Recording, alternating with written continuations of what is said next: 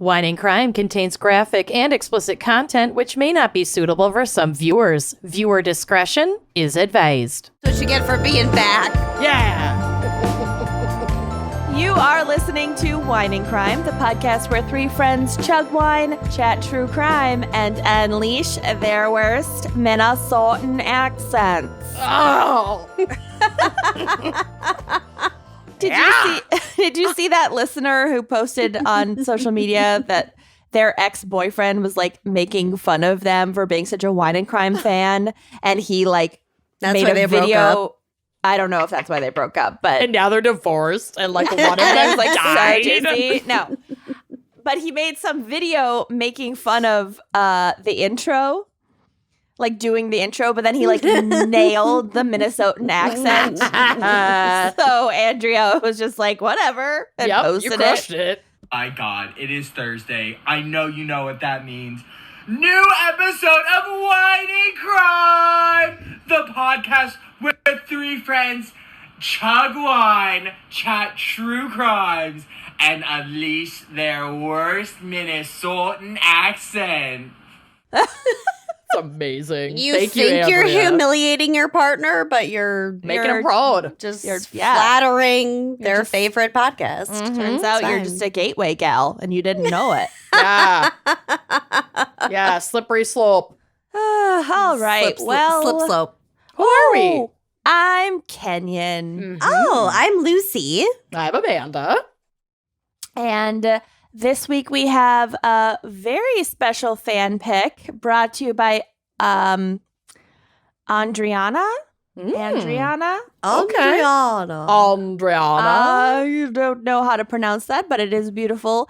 Andriana Mail. A male. A A Mail. male. Oh, but brought you she, by her a pronouns. No, I am. She, her pronouns. Let's start over. Andriana. Keep You it have- all. You have the same last name as Peter Mail, who wrote lovely books about Provence in the 1990s. Wow. Wow. Okay. Yeah. Great. All right. Well, this fan picker has selected. Wow. This might not be as validating as my Bend It Like Beckham joke that like 50 people No. online were Were like, either of them get it. validating? Yeah. Yeah, like a lot all of people have Twitter, been coming out in support of the Bend It Like Beckham joke. So All the bisexuals got my joke. I love the bisexuals. They're the best. Ugh, the best. They, we, whatever. I don't know. So We are the best. whatever. Fan picker has selected the topic of West Virginia crime. Mountain Mama crimes. Yeah. Take me home, country road. Amanda, remember when we drove through West Virginia for 8 minutes on our road trip? For like 8 seconds, and yes. We drove through that like weird little like. Yep. Ooh, there's a nubbin. weird little A nub. Yeah, it's a nub. Yep. I know It's exactly the nub. approximately 8 minutes long. Yeah, it's really a brief nub. It's a brief nub. Is that the only time each of you have been to West Virginia? Yes. I think so. And I think that was enough. I'm good. Personally. My aunt and uncle have a cabin there. And I've been a couple times actually, and it's really beautiful. And their neighbor, who has now passed away, probably unrelated to this, but there's no way There's to know. no way to know. What are you getting Where the at? fuck is this going? Well, he used to collect squirrel roadkill, and that sounds like the most West Virginia if it was hobby fresh, ever. We'll get to it, actually. and then cook it, and then cut it into cubes and freeze it, and then he would just have he'd just pop the cubes in his mouth for a snack. It's like jerky. Frozen Yeah. squirrel cubes? Yeah, he'd eat them It's frozen. fine. I mean, they were cooked. that is also not exclusive to West Virginia, lest we be confused. Ish. But It's Appalachia, baby. Appalachia, baby. There's I'm there's good. a lot of cool stuff about West Virginia, except for its senator. Mm. Hmm. Except for that. Except for Joe Manchin. That's I'm where we putting it draw out the there. line. They have a Yeah. beautiful state house with a golden dome. You know what? We're going to get to a lot of Okay. good and bad things about West Virginia. So I encourage you to interject these anecdotes at the proper time. Okay. Which well, is I just not wanted now, to get ahead apparently. of people who would say that we were shitting on West Virginia. We Well, shit maybe on we every will. state we cover. We always will. get these emails that are like, "You didn't represent us." Blah blah blah. It's like, yeah, duh. That's the point. We shit on everything. Yeah, we shit on everything. We are Including ourselves. insufferable hags. We will shit on Minnesota too when Oh the time my god, comes. constantly. Constantly. The only thing we have going for us is we're not Wisconsin. Am I right? All right. Well, let's get to our wine crime pairing for West Virginia crimes. Guys, it's okay. Okay. So, story time. I'm actually really mad at myself for already pairing hard Mountain Dew. That would have been so perfect. the Mountain It would've State. been. Yeah, Mountain well, State, because baby. so I was looking up, I was trying to find a West Virginia adjacent either wine or cocktail or something. So I started my search with favorite drinks in West Virginia and got milk, specifically raw milk because of all the farmers that just suck it straight from the teat. Okay, that is so Schitt's Creek, and I love it. And I'll Mountain say that's Dew. pretty Iowa too. That was milk and Mountain Dew were the top two. and Mountain like, Dew. Is Mountain Dew fucking-ish. from West Virginia? I don't think it is, Okay. but they fucking love it. Yeah. It's their number one consumed sody pop. Right. So obviously I was not going to go down either of those paths because I had just paired my hard Mountain Dew. I do have one left, but I did go down a brief rabbit hole of cocktails that incorporate milk, but I find milk repulsive, so I quickly stopped that search. Besides a White Especially Russian. Regurgitated milk. Yeah, my least favorite. Yeah, and I didn't have the. I would have just done a White Russian, which actually wouldn't really be milk; it would be cream. But I didn't have all the fixins for it. So then I pivoted and went for most popular cocktail in West Virginia, which, thank God Almighty, was gin and tonic. But I didn't want that either, so I am drinking a Vizzy black cherry lime hard seltzer fortified with antioxidants and vitamin C because I'm healthy. Yeah. It's the What are healthy you salad? choice. It's The a healthy salad. choice. It's a salad in a can. What are you drinking? I'm drinking some Savi B from Ooh. Oyster Bay because it was Yum. what was open in my fridge. I love love that Oyster Bay shit.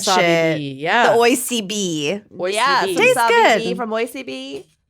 Well, I had a little bit of vodka earlier, so I am currently drinking water. But I Ooh. also have a little bit of these for later. Oh, We'll see. send one my way. All right. Yeah, we'll see. Well, this Cheers. has 2 carbs, less than 1% juice, and is 5% ABV. Shall we crack? Let's crank it. Here we go. Ooh. Wow. That was like Mama. a commercial crack. It was. Yeah, it was a. I think the pause halfway through helps get the John, snap. isolate that crack and let's reuse it. Isolate this crack, bitch. Cheers, I don't know. psychos. I love you. Cheers. Cheers. All right. To raise your glasses of milk and Mountain Dew to West Virginia. Ugh. Actually, while Lucy does her segment, I'm going to look up what the fuck Appalachian cocktail Zach had us drinking a couple years ago when we first moved here. He was so excited, and it involved Mountain Dew, and it was nasty. It was like a mixed drink with Mountain Dew. Yeah. And it was like an Ugh. Appalachian special. I used to drink 3 Olives Mountain Dew flavored vodka with soda water because it just tasted like Mountain Dew. You and I had that. We had at your white trash party. Yeah, I don't think we could say white trash though. Can we? White people are not oppressed, so we could say white trash. Okay. Well, Well, we you're had a, supposed to, but whatever. Yeah. we did have a white trash party at my former apartment. Yeah. And it was Mountain Dew flavored vodka Yeah. with like 7-Up. Yeah. and we were drunk for like 72 hours straight. Do the do. We went to Target. We did go to Target. Perfect. On theme. No, I'm kidding. Great time I to love run Target. errands. I also Okay. I love Target. Okay, I love Lucy, Target. what's our background and maybe psych for West Virginia crimes? No psych. That means I gotta get my snake ribs out. Oh, my fave.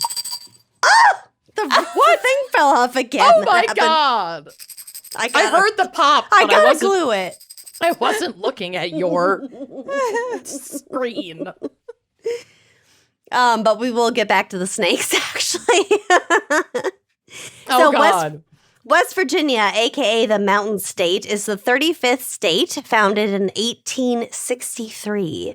The capital is Charleston, not to be confused with Charlotte or Charleston, South Carolina. Mm-hmm. Like, why? Why do all of these states have the same fucking capital? Like, be creative. Well, the English, probably. I mean, we'll You said it was kind of founded get in into it a little colonialism. bit, but like You said it was founded in 1863, you said? 1863, yeah. But the city Well, of that- Charleston that's when it was- predated. What? West Virginia officially became a state only 54 years before Helen was born. Yeah, during the Civil War. Yeah, your grandma's fucking old, and now Was. she's dead. Was. Now she's dead. She gone. Bye-bye. Yeah. It was the 60s, Anyway. the 1860s. Anyway, if we need another reminder that the United States is not that old, Right. like, Look no further than my grandma. good Lord. Yeah. So the state bird is a cardinal, and Corey would be really pleased because He his loves favorite, but he cardinals. loves cardinals. Loves them. And it has nothing to do with like like all your dead loved ones come back as cardinals. It's like no, he just really likes cardinals. They're fucking cool. They're red. There They are a ton are of red. them in Louisville, and the Oh, yeah. the local teams or whatever, the U of L teams are the Cardinals. There you He go. loves cardinals. Loves a he good should come cardinal. visit. I love it. I love it. So their state, West Virginia state flower is the rhododendron. Hmm. And it's the country's third most forested state. So it's got a lot of trees. Yeah, during my research, I read that 78% of the state is forested. Yeah. Like Which is most wild. of it. Yeah. Like I think Maine probably tops that, but we talked about Maine, and Maine is insane. Yeah. My home state. Yeah. Mhm. Yeah, your home state. I love that story. You're so insane. I love it. She's in Maine. You're so in Maine. You can take the girl out of Maine, but not the Maine out of the girl. Whatever. Oh my God. You Jesus can take the Christ. girl to Maine one time and she'll tell you she's I've from gotten- there. Like 3 hours of sleep in 3 days. It's fine. West Virginia is also famous for its salt. So wild buffalo and deer gathered to lick natural salt deposits, and Native Americans and colonists gathered the salt to cure butter and preserve meats. And today, salt deposits are still mined for rock salt, which is then used to create chemicals such as chlorine. Mm-hmm. Mm-hmm. So West Virginia fuels our pools. Wow. Okay. And hot tubs. Yeah. I found out what the cocktail was that Zach made. What Oh, was God. it? It is called the Hillbilly Margarita. Love. Uh, Tequila and Mountain Dew? Tequila and Diet Mountain Dew. Regular Mountain Dew is apparently too sweet. Margarita salt is optional. And you also just need it in a tall glass of ice, in parentheses, this is not meant to be a pretty drink.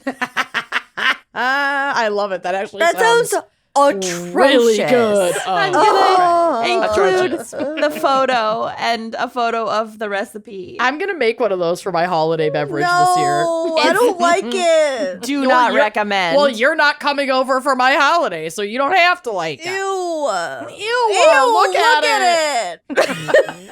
I'm putting these in Lucy's photo folder. No. Lucy's being assaulted by Kenya's photos. There you go. It's disgusting. Ew, she did it. God. All right. As almost always, I have to discuss the state flag. Yeah. Because I didn't do it. Podcast. I didn't do it once and I got harangued. Yeah, no, you honestly, even if we're not, Jesus Christ, doing a state episode, I think you should just pick a flag. Lucy's flag It's a segment. random flag. All right, let's see this bad boy. Oh, a lot going on. So the West Oh, Virginia state no. flag presently consists of a pure white field bordered by a blue stripe, which is supposed to represent like the Union, with the coat of arms of West Virginia in the center, wreathed by rhododendron. Maximum, as we've discussed, is the state flower. Mm-hmm. It also just looks like a Christmas wreath, like with holly. It does. Like it Pretty. seemed really seasonal. Can I guess what the Latin means? Sure. The free mountain town, Mountains. Don't read my notes. Always free. You're really close, but you're not there. Forever free. Nope. Just let me get to it. My God. Oh, fine. Literally don't have that in me. You are very, very close. Okay. Okay. Are we going to cover the rhododendron- red hat on the ground? Yes. Okay, good. Just making sure. Topped by an unfurled red ribbon reading, quote, State of West Virginia. It is the only state flag to bear crossing rifles, which are meant to illustrate the importance of the state's fight for liberty during the Civil War as the Southern Unionist state, one of the Southern Unionist states, which means they're technically below the Mason-Dixon line, but they're just anti-secession. Okay. Yes. And that's why they were created, was to like even out the map, basically. Got it. Kind of. We'll sort of get to like Civil War sort of shit because it was really messy. Mm-hmm. Across the bottom of the state flag is a tied red ribbon with the state's Latin motto, Montani Semper Liberi, which means mountaineers are always free. Oh. So you Okay. were really fucking close. Yeah. But mountaineers, like as a noun, Got are it. always free. In front of the boulder lie two crossed hunting rifles and a Frisian cap. A little AKA red elf hat. It's Yeah. called a cap of liberty. And also, okay, so I was talking to my friend Ben about this earlier. And the first state flag we looked at, the cap was pink. And he was Yeah. like, oh, there's pink slime oozing from where the guns are crossing each other. And I'm like, what? This is going to be the best state flag Vagina ever. coming out of No. those rifles. No. But I think No. in most iterations, it's red. Some of them were orange. I guess at least one was pink. But it's supposed to be this like little triangular cap of liberty. Yeah, it looks like Ebenezer Scrooge's Yeah. nightcap. Yes. Like sleeping cap. Ghost of Yeah, Christmas so- past. So It's cute. it has some history in like Eastern European people Tradition who fight or- each other. I don't know. Mhm. It's supposed to be like the libertarian hat, Ooh. essentially. Okay, Not like I like it libertarian, but like slightly less now. Okay, libertarian means something different to us than it does in like 1700s Eastern Europe. I But know, but still, it's too scary. Yeah, Yeah, they came but to it's the- signify freedom and the pursuit of liberty in the American Revolution and the French Revolution. yeah, it's just it's people who will bring a signifier of liberation, essentially. Okay. Are these like red stocking caps? Mm-hmm. So also on the flag are two men, which represent a farmer and a miner, and they stand on either side of the boulder and represent an agriculture and industry. The farmer stands on the left with an axe and a plow before a corn stalk and a sheaf of wheat. Ooh. And the miner stands on the right with a pickaxe, and behind him, two barrels, an anvil, and a sledgehammer. So, like a lot of these like state flags, they just represent like the state's major industries. Yeah. Mhm. Two things that I want to bring up. One, Another term for these hats is cockades. Love that. I You got me back. You love with anything that one. has the word cock in it. Yup, sure do. And then 2, I feel like wheat is maybe the most represented like noun on state flags. State flags, yeah. Yeah. Well, American state flags for sure. Yeah. Because it was also like one of the Amber only waves of grain. but it's one of the only survival tools that the colonists had when they got to the new country. You know what I mean? Heavy quotes for those not Yeah. on Patreon watching this Right. video. The what is now the United States. I feel like they've discovered a lot of ways of sustenance, and wheat and corn and things like that were some of those. Chief among them. Yeah. Because they would have fucking died without it. So, okay. So this is from the West Virginia Public Broadcasting. Quote, artifacts have led archaeologists to believe people first came to the region of West Virginia around 14,000 years ago, hunting woolly mammoths and dodging saber-toothed cats. Lucky. Whoa. I Fucking would cool. like to bring back woolly mammoths. I know. I'd like to bring back saber-toothed cats. I'm okay with that, but woolly mammoths are amazing. Yeah, they're It so seem cool. less scary. right? Yeah. Yeah. Yeah. Yeah. There were also It's people here. 2023. Bring back woolly mammoths. There were also people here 2,500 years ago building mounds, like, you know, burial mounds and just like ceremonial mounds and Cool. things that we can recognize today as like architectural structures. Sure. But most of what is known outside of that revolves around tribes that lived in the region around the late 1600s. So when the white people came and started like writing shit down. Mm-hmm. So tribes forced to relocate in the mid 1800s. And there's a lot of speculation about that also. So, quote, the official state position of West Virginia is that there were no Indians, quote unquote, here when the white settlers arrived. No one knows why, but there weren't. And in fact, that is nonsense, end quote. Yeah, Says- that sounds not true. Says Wayne Appleton with the Appalachian American Indian Association. The Shawnee had a particularly commanding presence along the Ohio River, but prevailing theory is that many tribes inhabited the area, some only seasonally, which might have Like they didn't have any like permanent or not Right. many permanent settlements, but Well, they still were like Yes, a lot of tribes in North America Were nomadic. before the Europeans came were nomadic, and they lived in certain places seasonally for like hunting and stuff like that. Right. So the Shawnee had a particularly commanding presence along the Ohio River, but the prevailing theory is that many tribes inhabited the area, some only seasonally for hunting, as I said. Other tribes in the area include the Iroquois, Delaware, Seneca, Mohawk, Cherokee, Manahoac, Maharan, Monocan, Nottoway, Occaneechi, Tutelo, and Saponi. And I hope I said those correctly. to But name there- a few. But there were a lot of tribes that either were in that area more or less permanently, but just like sort of inhabited it. But like it's on a huge river. There are a lot of animals in that area. Yeah, so a lush place for resources for sure. Yeah, there's no reason they Exactly. wouldn't be there. Mhm. It's a great Yep. place to be. So this is from Nat Geo Kids, to be specific. On our level. Yeah.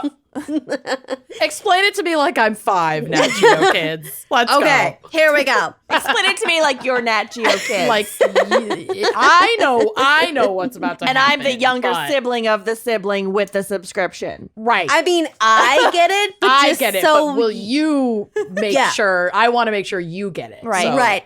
Yeah.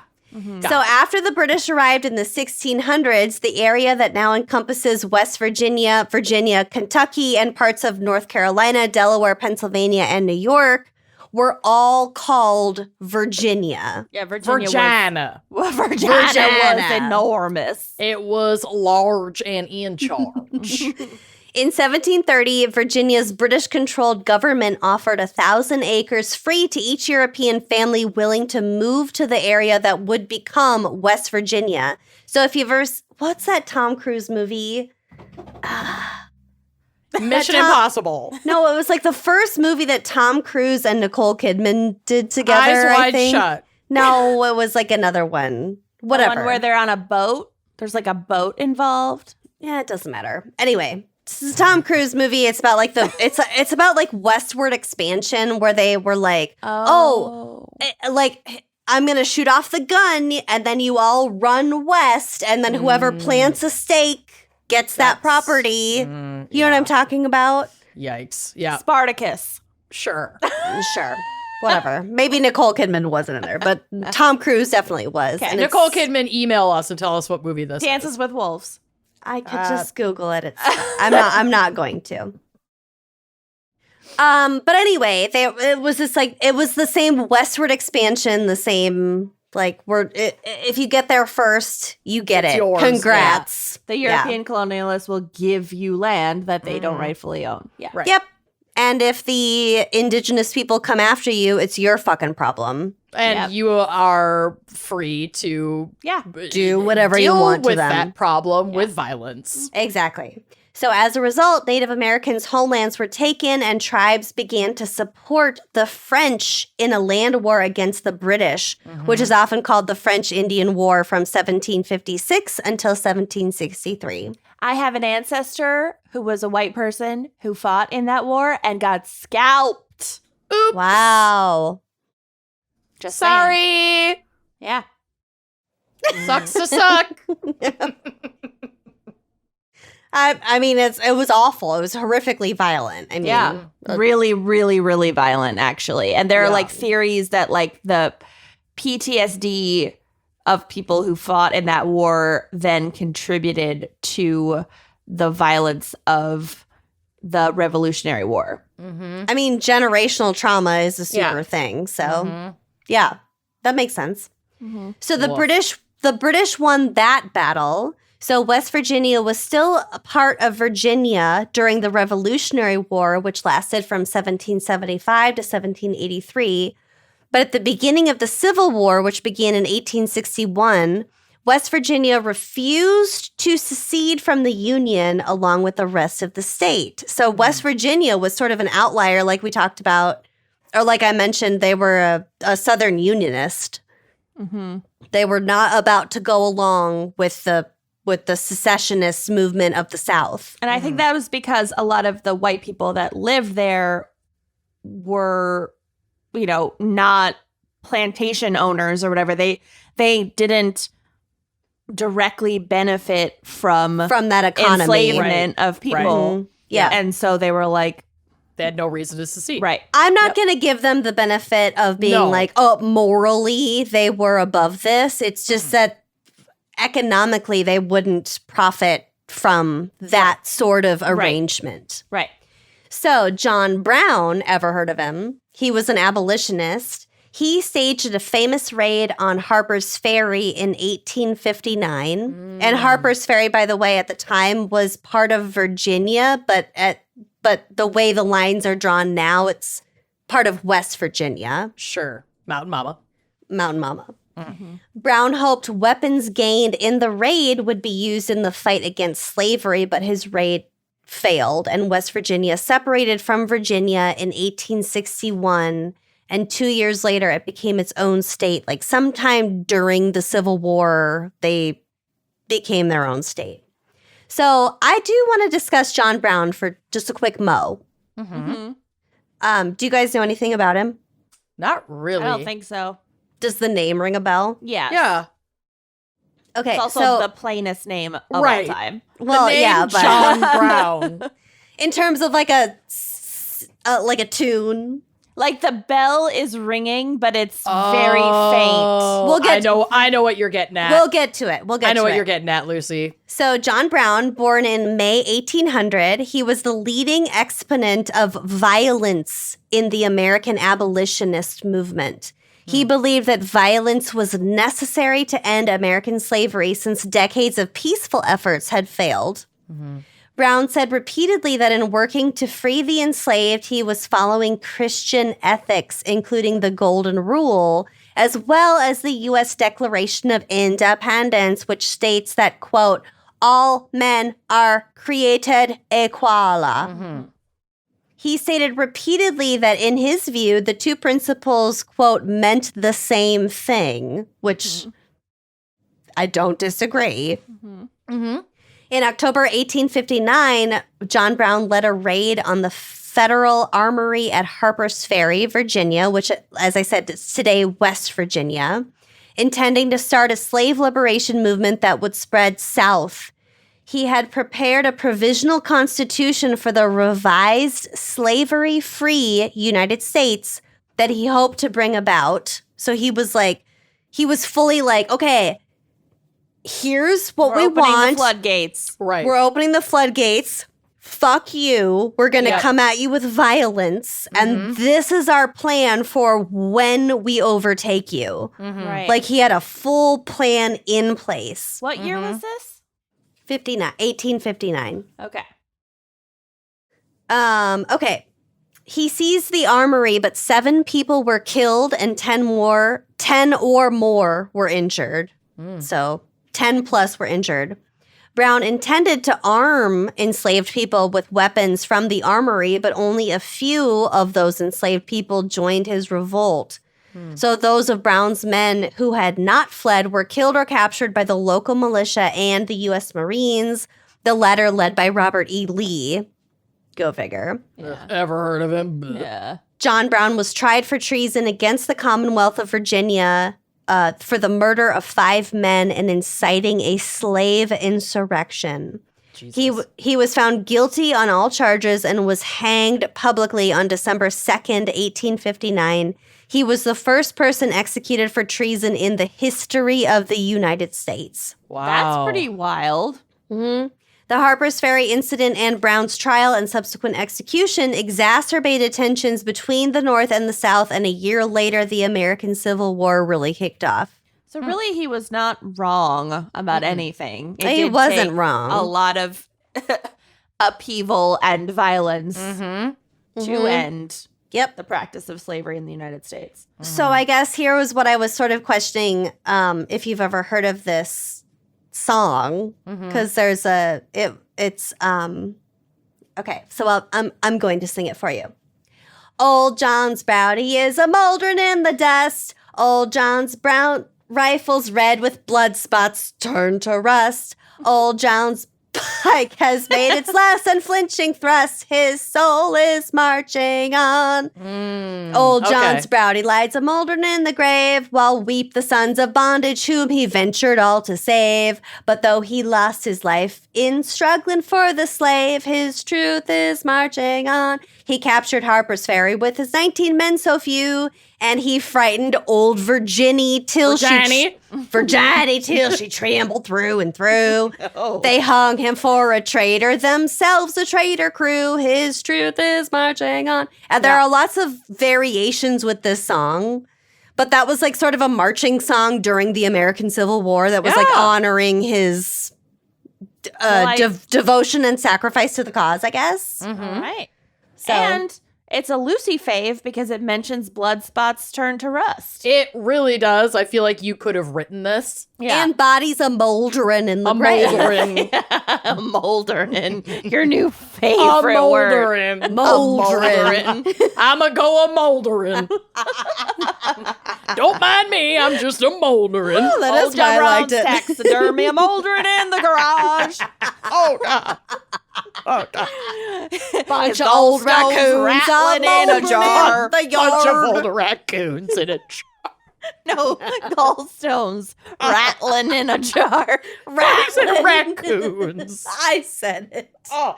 This all got very confusing very fast. I can't tell you two apart, so. Well, Old now John I know Brown's my- cabinet of curiosities. Please.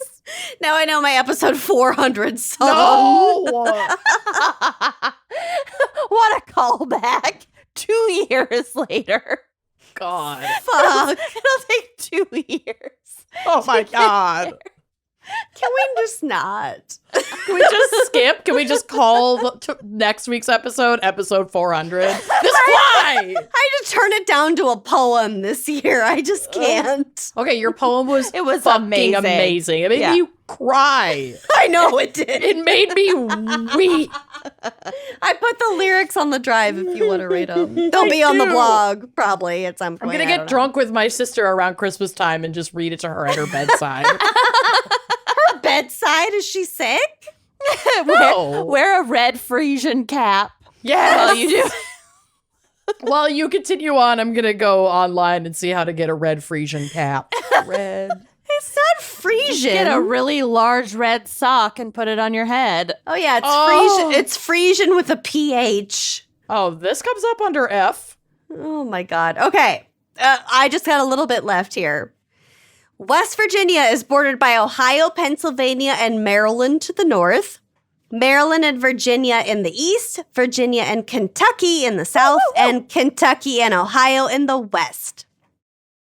Its wiggly western border is created by the Ohio River because it does have kind of fucked up borders. Mm-hmm. So once the Ohio River and then its winding eastern border is created by the Appalachian Mountains. What is Amanda up to right now? Look at her face. Why do you look like that? What are you doing? The fuck? I'm sending you cap. The fuck is with God. you? Oh God! I found them. Oh, for sale. Oh my God, she actually found revolutionary caps. Okay, I just let me If me we get ever through do this. a West I'm Virginia good. show, I'm good. I'm over here hanging out. Oh my God. Okay, West Virginia can be divided into two geographical regions. So we got the Appalachian Ridge and the Valley region, which includes the Appalachians and the Blue Ridge Mountains on one side. Well, on like a diagonal side. This region is known for its parallel ridges that were cut by streams, as well as canyons called water gaps. So a lot of erosion, a lot of rocky, dynamic topography. well, like there's like hillsides, and then there's hollers in like the middle, in between the hills where people like live and where the water sources are. Yes, but also so this area has a lot of forest caves and high peaks, and then we have the Allegheny Plateau, which spreads across the rest of the state, and there are lots of gorges in this area, which is why I said. I meant in West Virginia. I didn't know what part. I think in the Allegheny Plateau, it might be more of the gorges, the valleys, plus a wall of mountains that separate the state's two regions. Okay. West Virginia is called the Mountain State because it's the only state completely within the Appalachian Mountain region. Oh. And its average elevation is higher than any other state east of the Mississippi River. Oh, Cool. West Virginia was originally going to be called Kanawha, but the region was instead linked to the state of Virginia, which was named after Queen Elizabeth I, who ruled England and Ireland in the late 1500s, aka the Virgin Queen, because she didn't want to put up with a man. Good for her. Good for fucking her. And thus began she's also like a brutal colonizer, but yes. good for her for not wanting to put up with a man. And Yeah, like but Jeff, not a virgin, but she didn't deal with a bunch of bullshit. Like, I actually like her. In terms of like the English monarchy, there were worse. There were way worse. Yeah, that's like picking your favorite piece of shit. Well, right. I mean, Pick your favorite polished. it's not like she turd. had a choice, but like, so thus began the Mary Queen of Scots debacle and the Church of England and the Spanish Armada and blah, blah, blah, blah, blah, blah. And you should definitely watch the movie Elizabeth if you haven't already, because it is fascinating. And listen to our Royal Kerfuffles episode, because we went down a lot of these rabbit holes. Yeah. You are piquing my interest, and only for the sake of time am I not chiming in. Yeah. Yeah. Okay, so my last little bit is about the animals that live in West Virginia, because God. they have flying squirrels. Love that. Fucking flying Cool. squirrels. They got black bears. They got big-eared bats, bald eagles, grouse, barred owls, ruby-throated hummingbirds, stink pots, Cute. which are a type of turtle. Oh, Amanda, this one's for you. Five-lined skinks. Skinks. I know you love skinks. I love skinks. Mountain chorus frogs, Oh which is my god. adorable. I don't even know what it looks like or sounds Googling like, but it. I'm done. I'm done. I love it. Mountain forest frog. Dusky salamanders and mountain earth snakes. They just got all kinds of shit. So many Appalachian reptiles. mountain forest frog. Chorus frogs. Sorry, chorus Mountain frog. chorus frogs. That's what I meant. That's Anyway, what I meant. that is the end of my segment. I just They're wanted not that cute, but they are cute. They're like ugly cute. Okay. I Send a sent a pic. picture. All right. Well, I'm waiting for it to West arrive. Virginia, mountain chorus Oh. frog. Yeah, they're Take very me plain out. looking. Yeah. They kind of have like a snake skin boot look to them. I wonder if they sound, but they look like if when you see like an autopsy of someone who smoked their whole lives and their lungs, like their black spotted lungs. That's what I'm this looking frog looks like. Okay. The black spotted West Virginia lung Melanoma frog. melanoma lung frog. Right. Oh, I found a video of the sound they make. So on the break, you can listen to Okay. it. All right. I just want to note that we made it all the way through Lucy's segment without mentioning meth. Or Deliverance. Mm-hmm. Purposefully. Oh, okay. I'm There proud are of us. there are many beautiful things about West Virginia. I'm saying. Meth Virginia. I also didn't mention John Denver, so But you did mention John Brown. sure did. Sure did. After the episode, I'm going to tell you guys a story. Okay. So, Speaking of meth. Speaking of meth and John Denver. Can't share this on air. okay. My case. So, this case takes place in the tiny unincorporated community of Five Forks. Oh, I hate an unincorporated community. It's always a little creepy. a little creepy. In Calhoun County, West Virginia. I'm Great. assuming that's named after Henry Calhoun. I think he's the guy I'm thinking of. Anyway. Okay. Some colonizer. Yeah. Located about 7 miles north of the closest town of Grantsville. On the evening of January 5th, 1963, a man named Henry Welch received a phone call from his neighbor, Delfred Wilson. Delfred. Changing my name. Delfred. Dilfred Jacobson. It's very Handmaid's Tale. It Delfred. is. Oh, Handmaid's Tale, but like in a Spanish-speaking country. Amiga Delfred. Delfred. Instead of Alfred. Un handmaid Delfred. Delfred.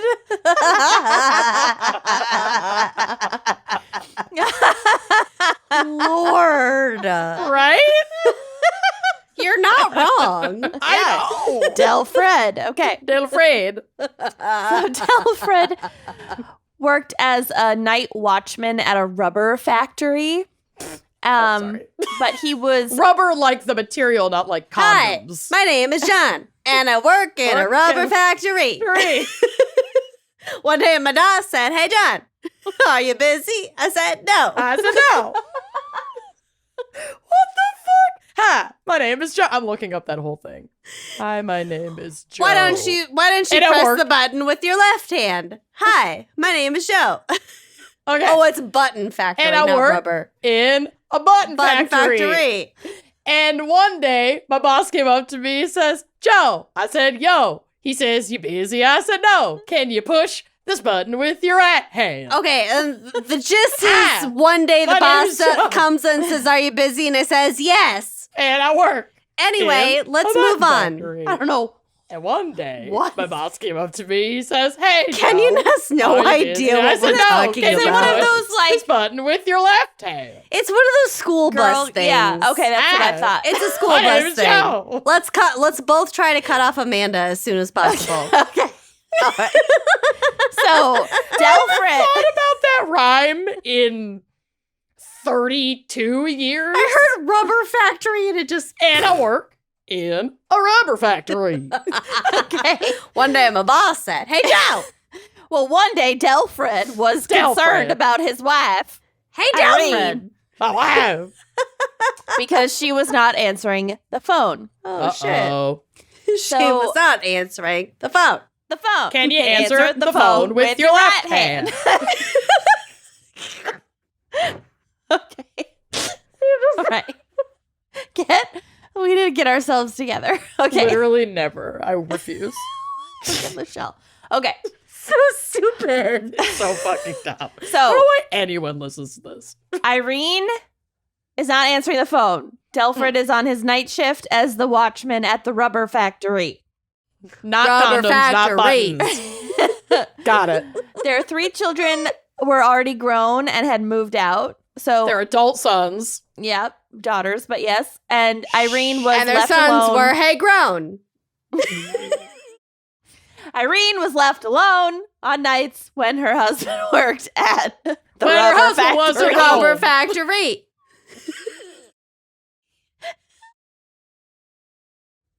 Quit. I think I really quit.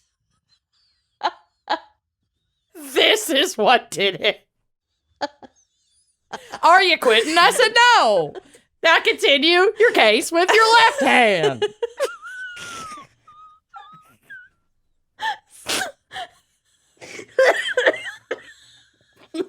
It's Oh my so fucking stupid. Why are we like this? It's so stupid. Oh. And I'm the only neurodivergent one at this table. Yeah, right. I don't think so. Okay. I certainly do not think so, ladies. And then Amanda, I said, hey, never- no. Are you the only one? I said, no. I said no. Pass the Zoloft with your With left your left hand. hand. Okay. So, oh, my boobs are sweating. Okay. No, you're just lactating. Yeah, that It's not too. sweat, it's That milk. too. That too. Okay. It's milk. What? It's the drink of West Virginia. Oh milk. my God. You are the West Virginia mountain mama. Milky mama. Milky mama. Okay. All So he's working. Their kids are out of the house. Irene is home alone. He's Mhm. worried. Mm-hmm. He calls. She doesn't answer the phone. They had a ritual where he would call to check in at 9 p.m. And it was extremely unlike her to not answer that phone call. Mm. So Delfrid is worried. He calls his friend Henry Welch. Remember, that's how we started at the top. Yes. Right. One So day Welch- McGrath said, hey, Welch. Can you check on my wife with your right hand? With your left eye. Someone's going to die. I'm forgot which eye so was my left. sorry. I do that all the time. Okay. Can you check my wife with your left eye? Okay. Welch didn't think that this was really a matter for alarm. He thought that Irene probably just missed the call. But he decided to send his 2 teenage stepdaughters, 15-year-old Diane Cochran and 14-year-old Juanita Cochran, to go check on Irene instead of going himself. So he was like, hey, girls, go check on, Yeah. Irene and whatever. So the 2 girls made their way to the Wilsons' remote backwoods property on Broomstick Road. Oh my God. Ew. I thought you were going to say that they traveled by broomstick. Fucking ew. They made their way on broomstick. Well, this is like 9:30 p.m. now at this time, and these like 2 teenage girls are like walking in the dark on this rural road, On Broomstick Broomstick Road in No. West Virginia. Fucking no. Could you paint a more murderous picture than Yeah. that? Well, God. I'm about to because Of course. when they arrived at the house, they found the front door open, but a plate glass storm door behind it closed, Oh, which is odd. that is Oh, odd. what? Ew. The sisters peeked through the glass door into the dining room and were met with the shocking sight of Irene's body lying on the dining room floor. Oh, Oh. no. Oh, honeys. It was immediately obvious that this was not a death of natural causes. Her body had been mutilated almost beyond recognition. Diane and Juanita, these two poor teen girls, didn't enter the house, but immediately ran to the home of another neighbor, like the nearest neighbor, to call the police. It would eventually be determined that Irene had been stabbed 52 times. Oh my God. Oh, my. Yeah. That's I'm a assuming lot. Pecan Sandyism. that's a lot. Pecan Sandyism. I Yeah. forgot about that. Picantism or whatever it's called. Yeah, Pecan Sandyism. Incidentally, or maybe not, but probably once for each year of her life. So she was 52 years old and she was stabbed 52 times. It's probably a complete coincidence, but Oh, that gave me chills. yeah.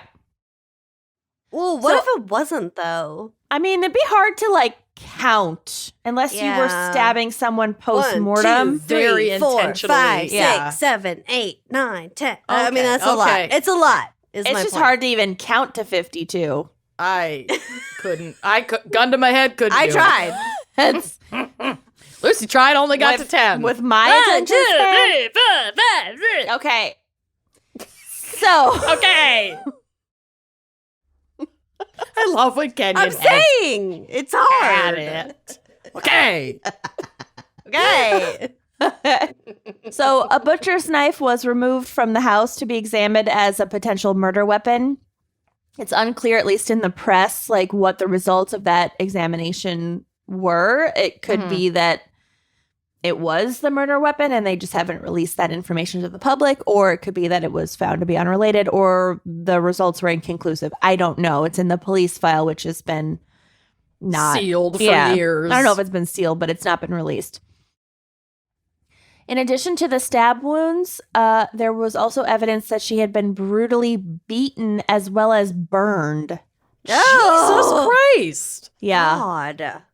There is so much anger and Rage. hatred and rage in this. Mm-hmm.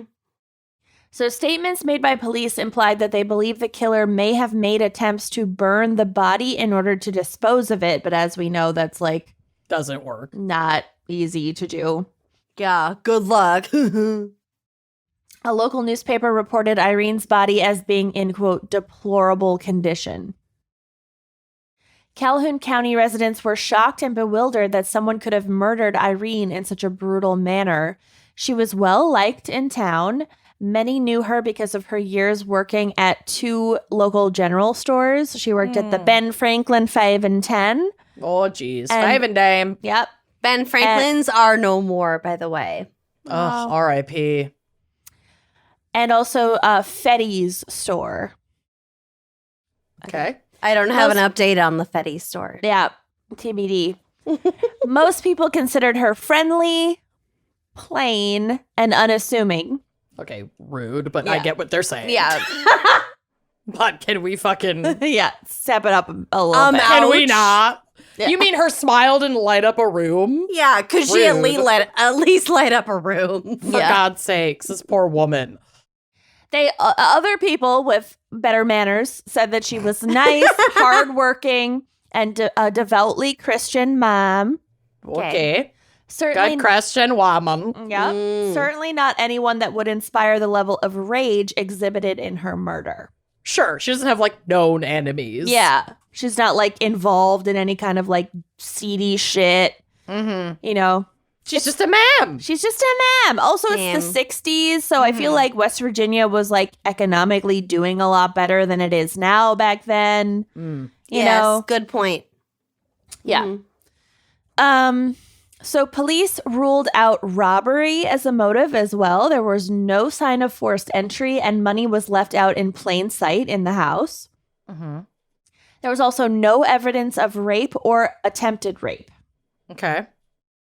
Following an autopsy, her official cause of death was listed as, quote, numerous lacerations that had perforated her left lung and aorta, resulting in hemorrhage. Oof. Ouch. Her time of death was determined to have been between 5:30 and 6 p.m., which was when she would have just returned home from her shift at Fetty's store. And she was obviously had begun like cooking some dinner, cooking like some vegetables. So I wonder if someone was waiting for her or if it was someone who knew her routine or maybe got to know her routine. Either she let somebody or in. like a neighbor who There it is. knew Okay. when, yeah. Or somebody was waiting for her, or fucking luck of the draw. Yeah, true. You know, like it's not like 5:30 and 6 p.m. is a Super Weird hour. inopportune Yeah. time to be home. yeah. You kind of expect people to be home around then, True. if they, you know. Yeah. So the Cochran sisters had been sent to check on her and discovered her body, like we said, around 9:30 p.m. So she'd been there for a few hours. Nearby neighbors reported that they had not seen any cars drive up Broomstick Road that evening, and they most likely would have noticed. I know, I can't get over Broomstick Road. I want can't- to live on I know, I Broomstick cannot Road. get over it. So this was a really rural car. Not that many people lived on that car or on that road, and so it was rarely used. And if a car had driven down it, they probably would have attracted someone's attention. Mhm. The Cochran sisters would later say that they believed they'd seen a light by the Wilsons' barn as they approached the house, though. Like a flashlight? They just say a light. Or like car lights or something. They didn't say car maybe. light. Maybe, I'm guessing flashlight. Yeah, by a Oh, barn. okay. Or maybe a lighter because they had tried to burn the body. Oh, okay. Some kind of light. Okay. But we can assume it's not a car light, like headlights. I feel like they would have said headlights if it Yeah. had been headlights. Yep. Many Calhoun County residents believe that Delfrid had killed Irene just because the husband did it, Classic Alfred. and also his kind of reputation around town. So some neighbors and acquaintances of Delfrid Wilson reported that he had a terrible temper Oh, shit. and lashed out in rage at many members of the community over the years over like various squabbles. Oh, he was the town asshole. Yeah, pretty much. One neighbor later recalled, quote, he had a strange slant on life and liked to threaten and fight with his neighbors, end quote. Okay. Great. Great. Charming. Yeah. Charmed, I'm sure. Charmed, I'm sure. However, Delfrid appeared to have an airtight alibi. So the hours of his night watchman shift spanned the window in which investigators had determined Irene's murder occurred. Now, I don't know if that means that he had colleagues that saw him. Had eyes on him. Yeah, during his whole shift. Yeah, because what if he scurried home? Right. What if, right? How do we know? Just saying, especially if you're a night watchman, if you're working Yeah. alone, Go home for lunch in the middle of the night. right? Right. Shh. You know? But no car drove down the road. Yeah, but you could have parked up the road. Could have parked up the road. I don't know. Maybe his alibi really was airtight and like somebody was working with him the whole time and he really was not there. I don't know. Maybe. Maybe. Worth looking into. But belief that Delfrid was the killer was far from unanimous, and rumors swirled about many other possible suspects in town. Police reportedly questioned numerous local people about the murder, and it was a widely discussed topic in Calhoun County, like who might be on the suspect list. Of course, Yeah, who done it? This is the town gossip. Right. Let's go. Yeah. Also, not a big town. No. So someone this is the has to know Hattis who something. was- Yeah. True. So one frequently mentioned suspect was a local man who suffered from schizophrenia and who, according to a local newspaper, quote, excised his penis and flushed it down a commode at the Nycut Hill bar. Sir? What? You good? No. Excised his he cut off his own penis At a bar. At a bar. at a bar. And flushed it down the toilet. Listen, I have had some weird nights at the bar, but that's a bit much. Yes. So obviously he was like this local guy with intense mental health issues. Is that a scene from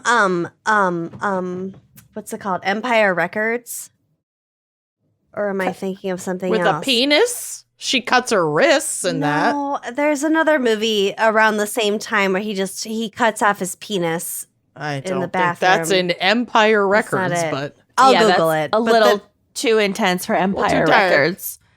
yeah, it's not Empire Records. Now that I think about it, it's super not Empire Records. No. Are you thinking of the song Detachable Penis that we listened to I'll a Google lot it. in But middle he school? we did listen to that song. Along with the movie The Piano, which my mom made me watch at an early age, there was another movie that she rented from Mr. Movies, and he was said, I cut off my penis. And that was a formative part of my childhood. Anyway, Okay. I'm going to Google it.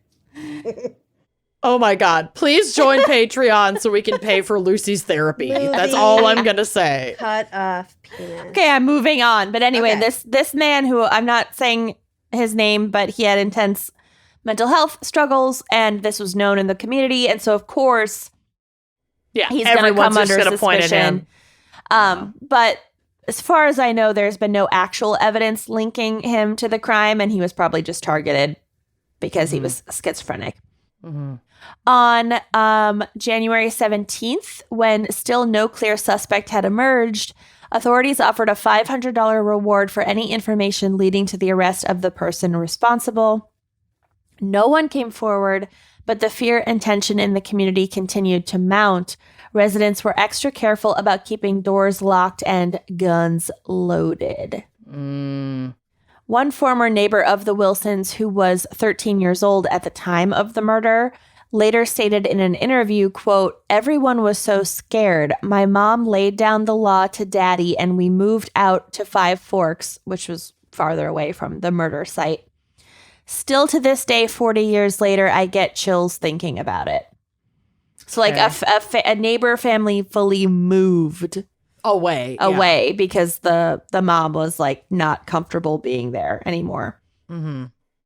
So Irene and Delfred's children have made very few comments to the press, but they have indicated that they do not believe their father to have been responsible for their mother's death. Okay. Another relative of Irene Wilson, who is unnamed in the news coverage, also insisted that Delfred was innocent and made reference to her killer likely being a man who lived on nearby Pleasant Hill. Don't like the name Pleasant Hill. That's Yeah. creepy. Okay. Who was Pleasant considered Hill in Des Moines. to be a model citizen. So I don't know why this relative of Irene's like So convinced. fingered him for the crime. Hot. Ew. Freddie got fingered him. I couldn't find out more information. I wanted to find out who this supposed suspect was. Fingerer is. Who is the fingerer? Who was fingered? Who fingered the fingerer? Couldn't find out. At this point, it is unlikely that Irene's murder will ever be solved, but it remains the subject of whispers and rumors in Calhoun County to this day. All right. Oh, shit. It's just this weird blip. Huh. God. I That can't is believe so it's not been weird. solved. I mean, given the size of the community. Well, if it was some rando Yeah. who was just passing through, and this is the 60s, without the kind of forensic capabilities that we have now. There's it was no way so- they saved things that could later be tested. Back in the fucking days, we could just hop on a train and then you just don't exist because Yeah. you could just, everything's on paper. You could just give someone a fake name and there you go. Yeah, it could have just been a vagrant or a yeah. Anyone. But it's just weird that there's like literally no motive and then so much rage. Yeah, it's really wild. And I think it's telling that the kids don't think it was their dad. You know, like I mean, yes, but what what kid, unless under very brutal, like abusive circumstances, would ever believe that their parent was capable of that. I think that's kind of interesting to think about, like, children of murderers, like how much, or not even children, but just like family members, friends, whoever, like how much do they really suspect? Because the typical anecdote is like, oh, he's just a regular guy, he's so nice. It's always the quiet one. But then sometimes it's like, yeah, he's definitely the one who would have brutally raped and murdered. Well, I just mean more like the neighbors, like people said that he had a bad temper and stuff, which I'm assuming means that he also probably had a bad temper at home with his wife and kids. That is an assumption that I'm making. But the kids still don't think that he committed this murder. And again, the alibi. Yeah, I just think that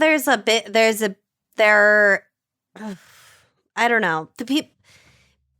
Are you saying denial, or are you saying they probably do have suspicions that they're just not voicing? It's not necessarily denial. It's almost more like the two types of people who commit these kinds of crimes. Like some fly so under the radar, like BTK. And some are just hiding in plain sight. And like everyone knows, like, oh yeah, he's like totally he's off. You know? Yeah, like I don't know. It just seems like it's just either one side or the other. It's hard to know. It's hard to know. Well, lock make your sure the unsolved case. I wanted to torture Amanda with an unsolved. Yeah, Amanda hates it. Yeah, I love it. Well, the fan picker kind of wanted to torture me too, so double dipping for you this week. All right. Alrighty, you ready for my case? Yo. Well, good, because it's rough. You fucking fan pickers are brutal. They usually are, yeah. Yeah, it's your fault. So for this case, we got to hop into the way, way back machine and travel to West Virginia University in 1970. It was January 18th when friends and freshman classmates, I don't think they were roommates, but they did live in the same dorm building. Marid Malaric and Karen Farrell ventured into downtown Morgantown, West Virginia. They went to see the film Oliver at the Metropolitan Theater. Cuties. Cute. I know. How cute. How From what I genuine. understood, How pure. so pure. From what I understood, they took public transportation to get to the show, but afterward, the bus was not running as frequently. So in like true 70s fashion, they hitchhiked home. Oh, God. Oh, God. Yep. Yeah. They were seen getting into a cream-colored sedan a couple blocks away from the theater. They were seen entering this vehicle by two classmates who had seen them at intermission. There used to be like intermissions at movies. There still are in France sometimes. Yeah, so you can go pee and get your snacks. And in Charles City, Iowa. Cute. So they saw them at intermission. They all bumped into each other, and then they sat with them for the remainder of the movie. They had wanted to stay out longer, these friends that bumped into them, but Marit and Karen wanted to get back to campus. When they didn't make it back and hadn't been heard from for a few hours, they were reported missing to the local police.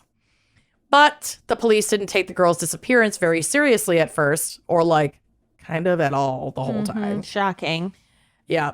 Assuming that they had left of their own accord. I mean, the girls are 18, 19 years old, despite the fact that the girls' friends and family insisted that neither Marid nor Karen were the type of people to just up and leave without letting anybody else know. They were I'm like, surprised that like people reported them missing after just a few hours. Yeah, exactly. Being college students who like live on their own, presumably. Yeah. Yeah, I mean, I just think it's like late at night and not like late them. at night, and not like them. They're not party animals. It's, you know, they told their friends we're going back to campus, and then maybe their friends got back and they never made it, and they were like, what the fuck? Where are they? Right. And, you know, there aren't cell phones. So I feel like maybe in a day before we had our own methods for trying to locate people without police involvement, it might have been a little bit more common to report things like this sooner. Just to get like more have a resources. cop like get in the car and kind of drive around and take look. Yeah. Exactly. Because like these are college kids who might might not have cars. Like, Maybe, you know. yeah, maybe they're walking. Maybe they broke an ankle, like whatever. Exactly. Well, So I also, could were see, these girls white too? Karen most certainly was white. Marid is like white presenting in photographs, but I'm not certain if she was white, but she looks white. I feel like in the 70s, Yeah. that would be a differentiating factor. Oh, for sure. It would be now. Yes. So they're reported missing. 2 months pass without a word from the girls. Oh my God. Not a single clue as to where they are. And then in March, a kid picking up soda bottles around US Highway 119 found a purse in a ditch about 50 feet off the road. Oh, God. The contents of the bag confirmed it belonged to Marid. Despite this bit of evidence, police still were not convinced of foul play. What the fuck? But this became undeniable when on April 8th, 1970, West Virginia State Police received an anonymous letter postmarked from Cumberland, Maryland, containing information about the women's disappearance. The letter was signed with only a little drawing of a triangle. Oh, I don't like that. I know. This is like a fucking God. Zodiac creepy- shit. It's very Zodiac. It's very creepy. The letter was dated April 6th, 1970, and read, "Gentlemen, I have some information on the whereabouts of the bodies of the 2 missing West Virginia University co-eds, Marid Malaric and Karen Farrell. Follow directions very carefully, to the nth degree, and you cannot fail to find them. Proceed 25 miles directly south from the southern line of Morgantown. This will bring you to a wooded forest land. Enter into the forest exactly 1 mile. There are the bodies. 25 plus 1 equals 26 miles total. Will reveal myself when the bodies are located. Sincerely, Triangle." The fuck? Yeah. So gross. No. So, hoping to get some information from the community, this letter was published in the newspaper the next day. Within 24 hours of publishing the letter, another letter arrived. And it reads as such: "Gentlemen, I saw the article in this morning's newspaper concerning my previous letter on the missing 2 co-eds. If you reread my first letter carefully, you will see the directions were specific, direct south from the city, meaning the southern limit of Morgantown, West Virginia. Straight south 25 miles, you will come to a forest woodland. Enter in 1 mile south. Fanning out, you will locate the bodies of the girls covered over with brush. Look carefully. The animals are now on the move. Do trust this will help you out with exact location. Will still identify myself when bodies are located. Sincerely, Triangle." So there's something about the shape of like the southern line and the 25 miles and then the 1 mile. Maybe. Or is he giving them basically the same directions in 2 different like ways of saying it? Yeah, he's trying to reiterate. Repeating, yeah. Yep. Yeah. Mm-hmm. So I just meant like the 25 plus 1 is 26, and from the southern line of this, and then I don't know. It's very geometric. It seems specific, but it's actually quite vague, and we will get to it. Okay. So the public was understandably frustrated that police hadn't taken this seriously, and in response, the governor of West Virginia at the time ordered all hands on deck to search for their bodies with the information given to them in the letters. Because the letters were a little bit polarizing, where police were like, I think this is bullshit. We're not going to waste resources on this. They didn't want to mount a full-scale search, and the public was like, fuck that. What the fuck? And then the governor was like, just fucking do it. If the police didn't do it, then I feel like the public would have, so. Yep. There would have been an uproar of some kind. Exactly. So this was a bit easier said than done, as some directions that are given in these letters are vague. There is no distinct, quote, southern line of Morgantown from which to start, and the vast majority of West Virginia, as we've covered, is heavily wooded, leaving a lot of ground to cover. So, like, if you say there's woods 25 miles south of Morgantown, it's like, yeah. No shit. There's probably shit woods there are. 2 miles south of Morgantown. Literally, yes. Surrounding Morgantown. Right. So this search for their bodies was unsuccessful based on the information given in the letters. However, some personal items belonging to the girls were found during this search, including Marid's sunglasses and Karen's purse that contained her driver's license. These items were found scattered about 70 feet away from a stretch of that like Highway 119, which told investigators that whoever dumped them here couldn't have thrown them that far from the window of a moving car and had gotten out and chosen the area to scatter the belongings. Creepy. But still, no bodies. The search continued, expanding far beyond the vague boundaries of the mysterious letters. And finally, on April 16th, 1970, so about almost 3 months to the day from when they were last seen, their bodies were discovered in shallow graves not 26 miles south of Morgantown, but rather about 11 miles south. Both of the girls were missing their heads. Oh. Yeah. Okay. Oh, no. It's bad. God. Shortly after the bodies were found, Triangle kept their promise to send more information, but not reveal who they were. 2 more letters would arrive, one to the police and one, disgustingly, to Marid's parents. Ugh. This time giving information on the location of their heads. God. The letter to police was dated April 21st, 1970, and read, quote, "The heads can be found from the position of the bodies by striking out 10 degrees southwest for the first head." What the fuck is this? The fucking Boy Scouts? Yeah, seriously. Enough. And approximately 10 degrees southeast for the second, roughly 1 mile. You are already 7/10 of that mile. They are within the mine entrance. There's like an old mine in that area. If you can call it an entrance, considering its condition. This sounds They like are like a bad math, like a math test. Math joke. teacher. Yeah. It's if the 2 trains are traveling at 10 Right. degrees. Yeah. My brain hates nothing more than If this the body shit. is located at this location, the head is Right. located 10 at degrees already southeast. south. 7/10 of that mile. It's painful and I fucking hate it. Ooh.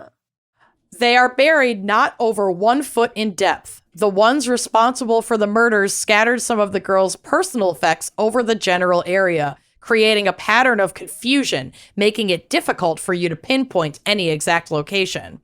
My first 2 letters triggered your intensive search. Don't give up now. Sincerely, Triangle. The fuck? So is Triangle now trying to distance themselves from whoever committed the murders? Maybe.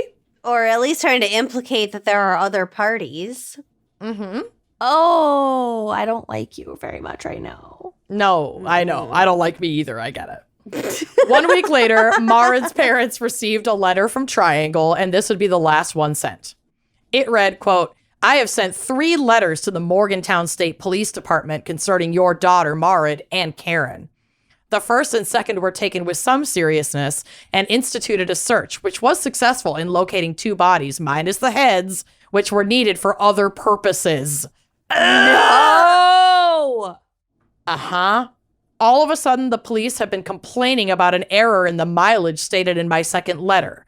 After one has driven in an oval pattern for 26 miles under the weather conditions of January and under the involved circumstances, it is possible to make about an 18-mile error in the precise location of the bodies.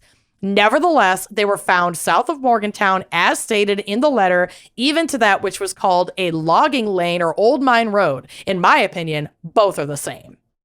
Who is this nut job? This is We'll get to it. fucking gross. It's so gross. To this day, the girls' heads have never been located. No. And we'll circle back to these letters in a moment, but let's go over some forensics and like what we do know. Ugh. By the time, yeah, it sucks.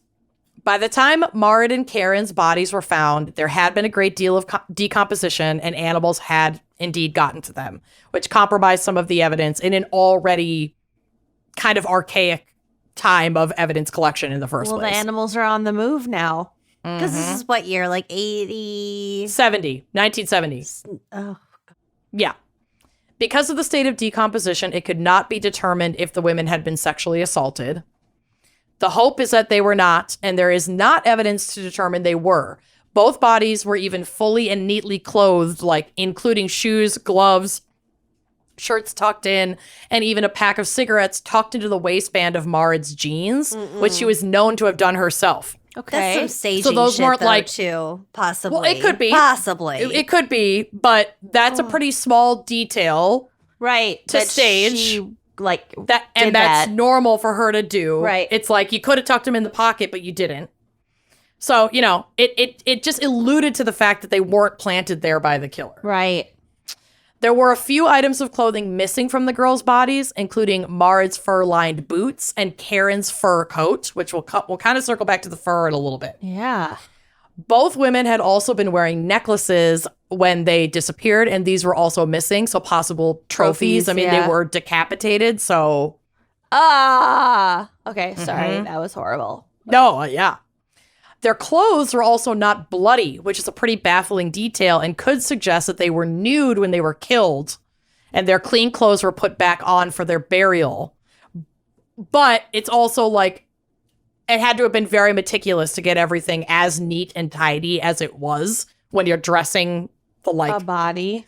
I don't mean corpse of like someone I don't mean else. to be gross, but the reason why I balked at them not having been undressed at all is because, like, I don't know, most people who abduct and kill women like this sexually assault or mutilate them. Oh, for sure. Yeah. And then I mean, they were mutilated, but... a lot of them redress them. Right. And so the fact that there are cigarettes like tucked into the back pocket, my initial response was like, "Oh my God, he redressed He them paid the way he attention. found yeah, them." he very well may have. It's possible. God. Yeah. It also cannot be determined exactly what tool was used to remove their heads, though the markings suggest a machete or a hatchet. So some like large Hacking. hacking tool. And no blood, which is really weird. Really weird, but also They could if have they were already been dead. if they were killed and then maybe stored or left for a little Right. while, and then that could also be why there wasn't like a bunch of blood all over their Right. clothes. Right. You know, maybe they were killed in a less messy way. Yeah. And then later. And then later, after blood flow is like pretty well done, staunched and coagulating, then the heads are removed for, quote, other purposes. Yeah. Other purposes, including like identification. Mm-hmm. Could be. Yeah. Yeah, dental records. Or- but they did identify them. We've heard of worse reasons for heads Yes. to be Right. removed. And I'm hoping it's not that, but God only knows. So the first place to look for a suspect would obviously be in these letters. It was assumed, understandably so, that the killer was behind these letters. A thorough investigation, including handwriting analysis, actually led police to the Psychic Science Church, a small religious cult of the 70s. I was gonna say maybe the letter writer is a amateur psychic who was like, well, 18 miles off isn't that bad, guys, and it was south, and Yeah, I mean, that last letter to the God. parents is very much like, well, I was right. I was pretty close, and Yeah. you're welcome. I mean, you're spot on. That's exactly what was going on here. So the God. cult leader, a man named Reverend Kenny Richard Free. Warren Hoover, you're the cult leader, touted himself as a psychic and claimed the information in the letters was provided to him by a spirit during a seance. Oh God, they're doing a seance. A spirit? A spirit? In reality, he'd made all of it up using bits and pieces of the case that had been revealed in the news and in the community. Ew. 3 individuals were connected to the letters and all cleared of any actual connection to Marid or Karen. But beyond being a fucking sick hoax and unimaginable torture to poor Marid's parents Yeah. and Karen's parents, but they didn't get a letter, Unfucking thank God. forgivable. I don't care if you Unforgivable. genuinely think you're a psychic and like No. maybe No. you are. Fuck And off. I don't care if you tease think the you're family, helping the fuck you. don't It's so fucked up. fucking contact the family that is No. fucked up. No, this is, like you said, completely unforgivable. Yeah. But even beyond that, police had been so convinced that these letters came from the killer that they had even ruled out other suspects based on handwriting analysis. That's not okay. Nope. And according to reports I read, many of these suspects were not followed up on, even after the letters turned out to be fake. No, that's horrible. That is when you. That's police misconduct. Yeah. It's complete bullshit. This whole case is It's irresponsible. rife. It at didn't the take any minimum. handwriting Irresponsibility. to abduct and murder these two girls. Yep. Women. 6 years. I mean, women, but they were Young. basically They kids. were They were like young. 18 or 19 years old. Young women. Yeah. So 6 years would pass with very little investment from investigators into this case when an answer seemingly fell into their lap. In 1976, a man named Eugene Paul Clausen was serving a prison sentence in New Jersey for sexually assaulting a 14-year-old girl. God. While in prison, he came forward to confess to killing Marit and Karen. Some things did fit here. He was born and raised in Morgantown, West Virginia, and so he would know the area well. Mm-hmm. He was a repeat sexual offender, typically preying on young women and girls. But why come forward after 6 years? Mm-hmm. Well, he claimed that he was having repeat nightmares about their murders and that what he had done was haunting him. And if he was in prison anyway, he felt that he should confess, which okay, fair enough. We see this happen all the time. Oh God, almost knocked something Yeah. over. Maybe don't kidnap, rape, murder, and decapitate people if you How don't about want to that? have bad dreams. But if you have a moment, of course. Yeah, then confess. Yeah. First, okay, so he passed a polygraph, which we know is a polarizing tool. Mhm. But even if we remove the polygraph information, Passed a polygraph meaning that he did that it. he was telling the truth about having done it. Correct. Okay. But his confession had a lot of red flags. Mm-hmm.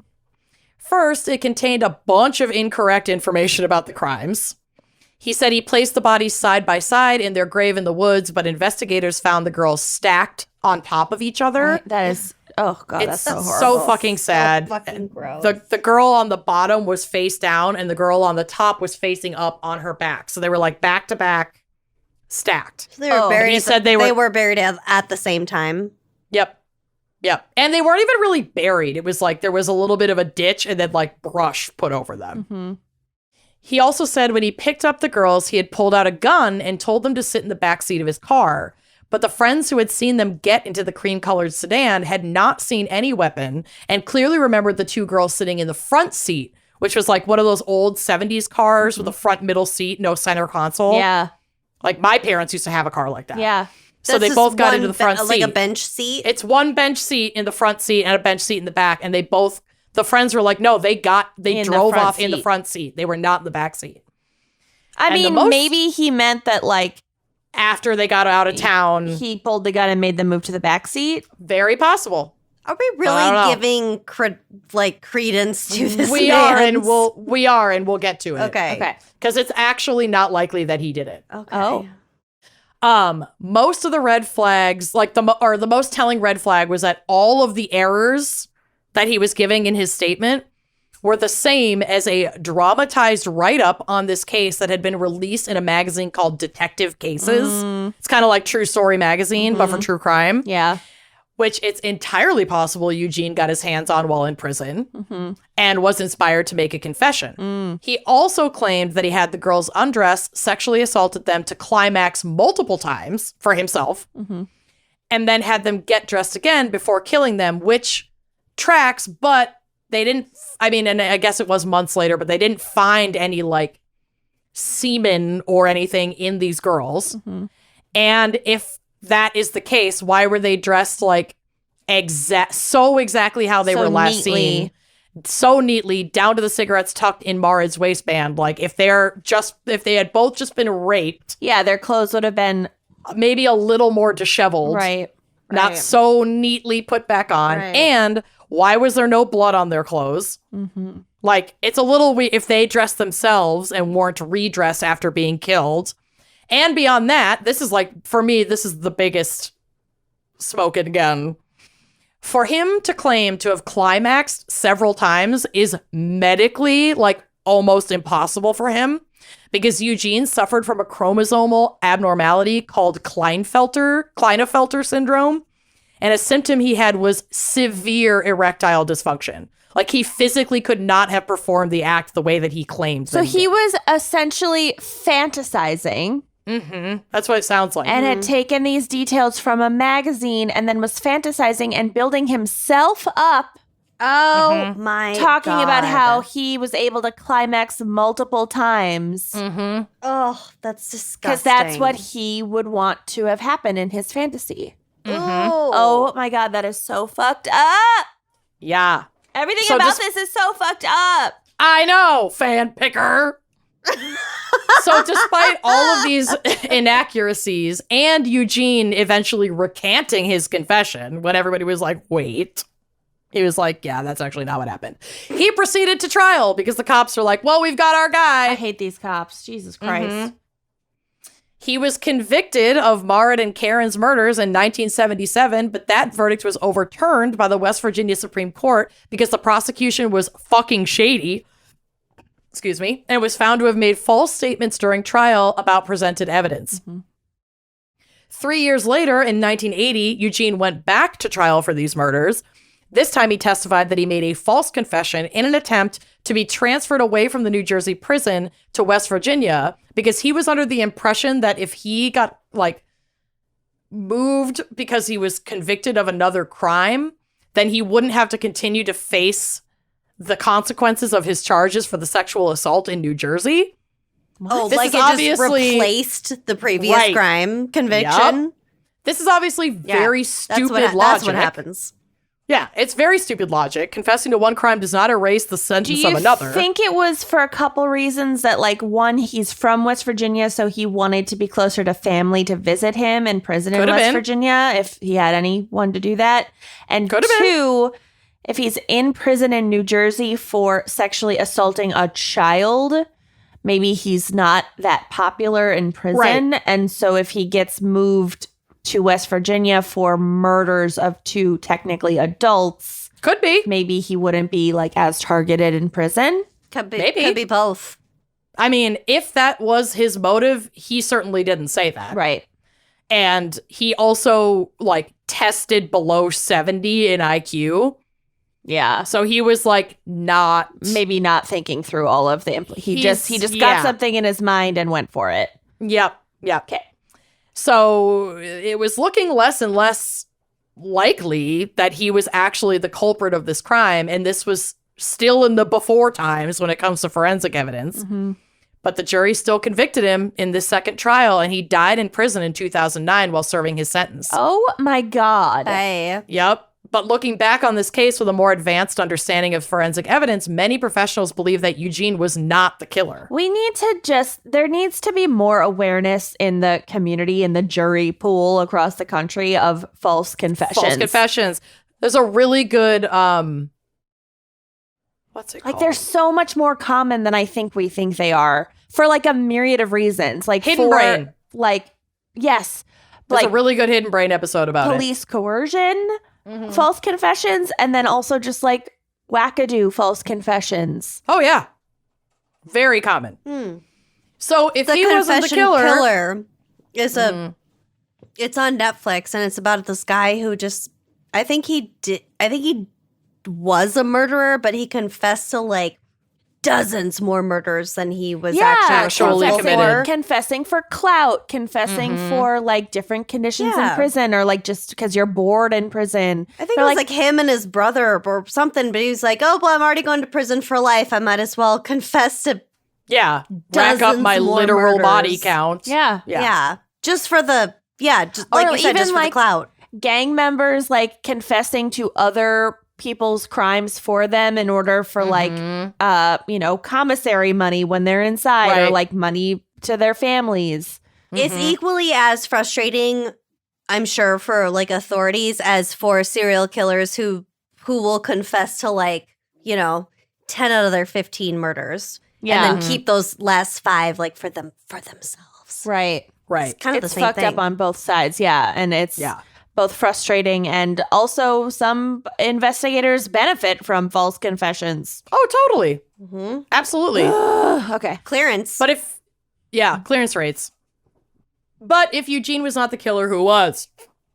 There were a handful of other suspects that could be responsible, and we'll go over some of those now.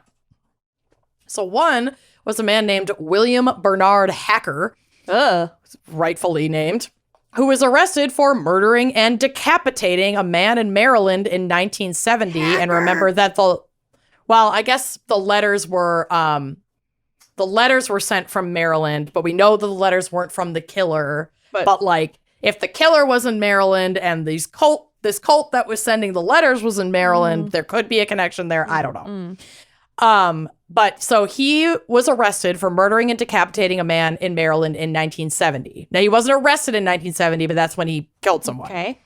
He had been born in West Virginia, where he spent most of his life, even working as a young child in a mine very close to where Marit and Karen were found. It's possible that he was connected to several murders and decapitations near where he lived in that area from 1921 to 1952.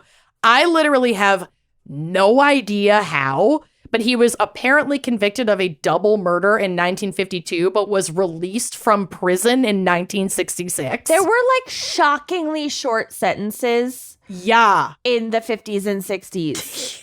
I feel like I just recently covered a case like this where, it was Gaskins. It was Pee Wee Gaskins. And he just kept going to prison for like 6 years and then he was out. While he had been in prison in that time, there were shockingly 0 decapitations in the area. Oh. And then after he got out, there was another, quote, unsolved decapitation almost immediately. Then 2 more in 1967, another in 1968, and then Marit and Karen were killed in 1970. Okay, well, I feel like it's this guy. Well, maybe. Call me crazy, but I thought that too, but there's another one that might be. If the decapitations like picked back up. They did. William was arrested for the 1968 murder in late 1970, so it would be after they were kidnapped and killed. And weirdly enough, once he went back to prison, the, quote, unsolved beheadings once again stopped. Very sus. This guy is now long dead. He certainly never confessed to this or any of the other unsolved decapitations that it's likely he committed, but they just couldn't connect him to. But that's a very, very solid possibility. Very specific MO and also locale. Yep. Another possibility was a man named Eddie Slaughter. Hacker or Slaughter? Hacker or Slaughter. No. Pick your poison. Pick your fighter. Don't love. No. No. Listen, No. No. No. Yeah, some names should be illegal. Yeah.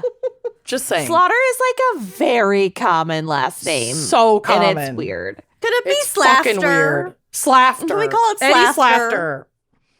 Eddie worked as a janitor in the same dorm where Marit and Karen lived, and he left that job shortly after they went missing. A brave young woman came forward shortly before Marit and Karen's bodies were found, and so after they had gone missing, but before their bodies were found, the investigation's really ramping up, and like everyone's talking about this, and this young woman is like, "Oh fuck, I had this weird encounter. I'm going to tell the police." Okay. So this woman was aware of their disappearance and felt it relevant to report an encounter that she had with Eddie about a month before the girls disappeared. She said that she was standing outside at a gas station when Eddie pulled up and offered her a ride. Now, in my research, I don't know what kind of cars these people drove. Was it a cream-colored sedan? I'm not sure, but it was also the 70s, so like everyone drove a cream-colored sedan. Right. There was only sedan cars. Yeah, exactly. So I feel like that was specifically not mentioned because it's cars that exist. It's the only car that existed. It was either a sedan or a truck. Nothing else existed. A sedan, an old truck, or like an orange Volkswagen Beetle. Right. Those are the 3 cars that existed. Right. So Wagoneer. Exactly. So she said that she was, again, standing outside at a gas station when Eddie pulled up and offered her a ride. She declined, saying that her friends were coming to pick her up, but it was cold outside. This is December. It's like a month before the girls disappeared. So he managed to convince her to sit in his car and warm up while she's waiting for her friends. No. She remembered him making her so uncomfortable and that he was obsessing over the clothes she was wearing, specifically her fur coat, which was missing from Karen. No. Karen was also wearing a fur coat. And that he kept saying how much he, quote, loved to rub furry things. Oh, no. Which was fucking it for this girl. She was like, nope. She got out of the car. He drove off. Good for her. police I mean, looked I into also him. like to rub furry things. Yeah. But not Well, like yeah, a creepy but you're not way. You only picking tell up your random. friends. Yeah, I'm you're not going to not- pick someone up and like start touching their coat Yeah. or even just without talking asking about anyway. but the items of clothing that are missing are fur-lined boots Yeah. from Marin and a fur Oh. coat from Karen. Yep. And the 2 necklaces, but So police looked into him and found that he was indeed employed at WVU at the time of Marin and Karen's disappearance, and that he had called sick into work on January 18th and 19th. The girls had gone missing on the 18th. They had already received the triangle letters by the time they were looking into him, so they went to his home and got a sample for handwriting analysis. Right, which had He, nothing of to do course, with him. didn't match. Perfect match. Oh. He didn't match because the stupid Yeah, fake Colts the wrote the letters letters. were irrelevant. The letters were irrelevant, so he wasn't a match, and they dismissed him as a suspect, and he's one of the possible killers who was not followed up on after the letters were determined to be a hoax. I personally think it was him. God. But the fucking beheader. I know. Unless Eddie knew about the beheader. And was trying to cover it up. And Trying to so make he it look went like someone else. back, and the blood And was cut their already heads off. stopped bleeding. Maybe. How can there be this many gross fucking people in such a small area? Well, Yeah, I mean, there's a one lot more- of disgusting men. Turns So out there are many. just way more disgusting 9 out of 10 men than men. you even realize. 9 out of 10 men and are like foul. that is Fucking like I gross. fucking shudder to think. Like it Ugh, is. never meet a man. Ugh. There was also a serial killer active in that area around that time. Ah, The 70s of were course. incredible. A man named John Brennan Crutchley. Ish. Who I Hacker, Slaughter, and Crutchley. Crutchley. And I think this John Brennan Crutchley guy became known as like the vampire rapist. Yeah. No. Yeah, hard no. I didn't go too deeply into him because I actually don't think this guy did it. No. But People who what- live in Morgantown, get get out. out. Run. In West We're doing- Virginia. Let's do a Go. Morgantown live show. Just Oh. See go. what happens. So this murderer's sister had attended WVU in 1970, so that's a connection. His father worked at the company who happened to own the land where the girls' bodies were found. And he was confirmed to have been on a break from school over the time that Marin and Karen went missing. However, all of this connecting to him is strictly circumstantial. Nothing can actually put him in Morgantown on the day the girls disappeared. But we So I know feel like he this was is a serial weak. killer. What, We do know What that. was his MO? Do you know? I didn't. Yeah. I was already Yeah, like, we've got a lot so to go far on. gone. Yeah. But feel free. Oh, John yes, Brennan there was an Crutchley. active serial killer at the time. I didn't Oh, have right. time to get into it. I didn't. There was a There lot. were too many other No, I know. more I just- likely suspects. Oh, Crutchley is he's Really really creepy. really creepy looking. Is it the vampire rapist guy? Yeah, well, this it- last guy, this convicted. Yeah. Yeah. Drop the Yeah. picture. He's not. Are you ready? I don't know that I'll you're never ready. be ready, but go ahead. Go Do ahead. it. Drop it. Oh, wow. It's disgusting. Oh, Crutchley. Oh, he's suspected of murdering up to 30 women. No. Not great. Not great. no. So When you have glasses that big and eyes that small and Tone it the lips fuck that down. thin, Mhm. you're not going to get away with anything. No. Ugh. So this case remains open and active. Like just this past summer, forensic professionals set up a full-blown like archaeological excavation of the area where the girls were found in search of like heretofore undiscovered evidence. They're still looking for the fucking heads. And they dispatched cadaver dogs to look for them, used ground x-ray technology to aid in their search, made a huge grid, and none of it has yielded a smoking gun. So this case, like, while it's quote unquote closed in the court, It's not. it's not. Like, Yeah, that Eugene That guy was fucking guy creepy, didn't but do no. he didn't do I really don't think he did No. it. And now this case is over 50 years old. Wow. It's so fucking sad. I hadn't heard of this case. This case is wild. All right, let's vote on Mhm. the suspects. We have Hacker, Slaughter, Yep. Crutchley, Yep. or Eugene, who Or Eugene. confessed. I'm a Slaughter. I think The it was janitor. Slaughter. I'm a Slaughter. I think it was the too. janitor. I'm a Slaughter too. Mm-hmm. I don't know. Hacker or It's Slaughter. a toss-up between Hacker and Slaughter, but the fact that Slaughter worked in their dorm in their dorm. And then In called in their sick dorm. to work. It's the called in The sick to day- work for me. Yep. Yeah. Because like the It's- fur thing, maybe he was just high and like Who doesn't like fur? right. Everyone likes Everybody fur, likes to but- rub furry things. Right. Right. Not fur specifically, but you know, yes. There she goes. She grabs Jelly her Beth. Jelly Beth. Yeah. The Eugene Slaughter thing is the one that Eddie really sticks. Sorry, Eddie Slaughter really sticks in my craw, as they say. I'm a Yeah. Slaughter. I'm on the Slaughter side. Yeah. Are you a hacker? Kenya? The beheadings, I think it's Slaughter, but I like my theory of he went back on the 19th Mm-hmm. and was like, shit, I got to cover this up and make it look like it's this unsolved beheading guy. Mm-hmm. Mm-hmm. Yes, I could but see that. how many murderers have the foresight to be like, oh, I really want to kill someone, so I'm going to make it look like someone else did It wouldn't have to be foresight. It could have been afthought. I'm saying it Yeah, was he could have gone afterthought. back. Yeah. Like He could have gone like, back a day or two after. He realizes they've already been reported missing right Mm-hmm. away, and he gets a little spooked and he goes Mhm. back. Cuts their heads off potentially for evidence / trophies / Right. to throw off that the would MO. explain the blood too. Right, that's Yep, what I'm saying. The lack of blood. Mm. Weird, right? Mm. I do think that the no blood on the clothes thing really makes me think that either they were fully nude, but I also feel like we would know that, like there'd still be blood on their skin Mhm. and stuff, but like that wasn't mentioned in any reports. Granted, a lot of this stuff is like old articles from the 70s, so I don't know how gory they're gonna get Maybe with it was it. some But sort of like MO, like he, washed them afterwards. Or Maybe. like took all their clothes, yeah, I don't know. Who knows? Ugh. I do not know. Also, But if he it's- just got his jollies off on the fur, then he wouldn't have to have actually sexually assaulted them. right. Like if he just got his jollies off on the death and the fur. He still would have Yup. killed them. I though. know. Oh yeah. And like, but they were there saying would've there been wasn't blood. evidence.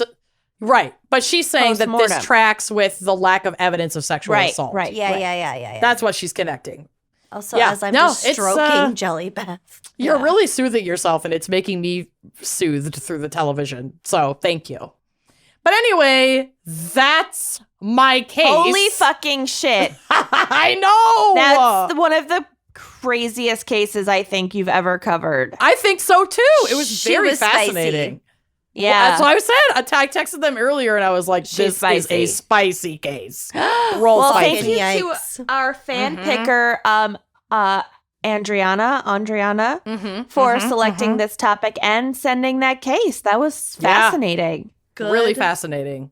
fucking Lord. I know what Yep. I'm going to be doing the next time I visit my aunt and uncle's cabin in West Virginia. I'm going to be Looking avoiding for- West Virginia. Looking for heads. Looking for heads. Ah!